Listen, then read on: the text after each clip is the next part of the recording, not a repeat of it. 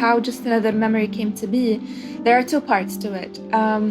The first one was personal within me, having the luxury of having electricity, internet, water. I don't fall asleep hearing missiles hitting and being scared of being shredded if I fall asleep and there is an explosion and I don't wake up. And I felt this constant guilt weighing on me. And I remember, because I was at Northwestern University at the time, there is one professor that every time he saw me, I know he meant well, but with so much pressure for someone who just left and starting a new life, he's like, oh, what are you going to do to help what's happening back home? And I didn't know what to say because I am literally still collecting myself and not sure how to help myself and my immediate family. So how am I supposed to help a whole country of 30 million people? And getting into the lab, I realized that I needed to heal my scars first if I ever want to do anything to help people back home. It bothered me and it shook my confidence of maybe that's how many people in the West would perceive it, thinking that Yemen is what they see in the news. It's the famine, it's the death.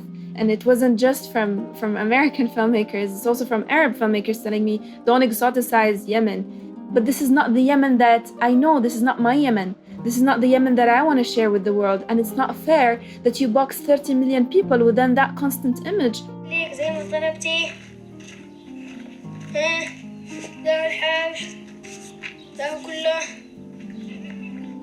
We look different. We are different. We have different dreams. And this takes me to the second part, why it was important to do it with Rati. He has been through so much in his life and in his struggle and how he found his voice through filmmaking and how he is empowering Cambodians and teaching them how to tell their own stories with dignity. And as he kept telling in the lab, we tell stories with our characters, not about them.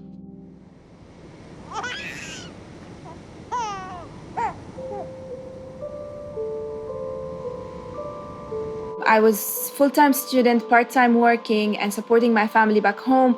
And although the amount is not much, but for me it was like a huge investment that, okay, I am investing in this because I really want to learn and I really want to have something out of it. I didn't know if I'll share it with the world or not, but I wanted to make a film. And that was like the goal from the beginning. The lab ended up being a bunch of personal stories coming out to the world that are all very important and all very needed.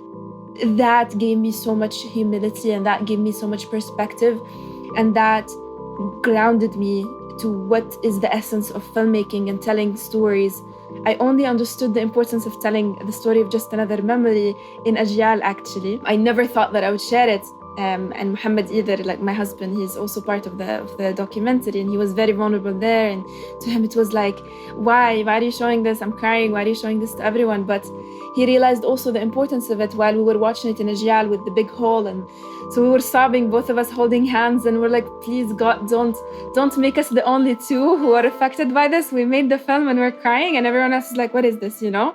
But we got up and we looked around and people from around us started hugging us and everyone was standing and feeling and who cheered, who clapped, who supported us. Our friends were there. It was such an experience that I cannot describe in words. Also kind of changing what is filmmaking. It's not just touching the surface, but really opening up your soul and everybody's souls and sharing that with the world, not still being scared, but knowing that that is a message in itself and it has so much depth to it.